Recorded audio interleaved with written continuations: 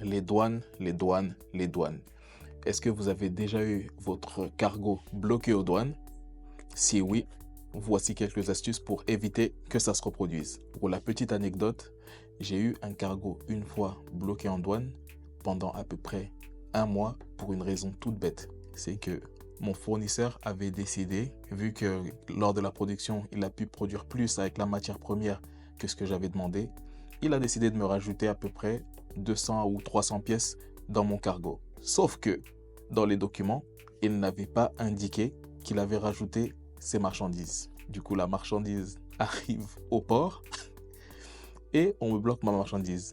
Et on me bloque la marchandise pendant à peu près 2 à 3 semaines. Donc, j'appelle tous les jours pour savoir qu'est-ce qui se passe. Je suis hyper insistant. Et on me fait savoir au bout d'un moment qu'il y a plus de cartons que ce qu'il y a dans votre packing list.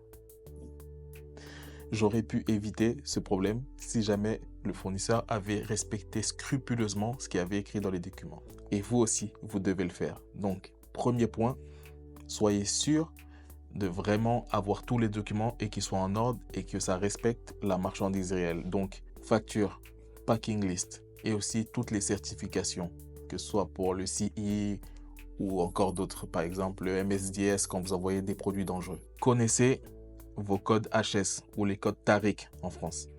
En effet, chaque produit est associé à un code TARIC ou un code HS pour pouvoir importer. Donc, il va falloir que vous trouviez le code correspondant à vos marchandises. Et si jamais vous n'êtes vraiment pas sûr de toutes ces régulations, parce que c'est vrai que dédouaner des marchandises, ça peut être très compliqué, essayez de négocier ça avec un agent logistique ou un agent de douane pour qu'il puisse vous dédouaner vos marchandises en toute simplicité. Un dédouanement fluide permet aussi de fluidifier votre chaîne d'approvisionnement. Et maintenant, à vous de jouer.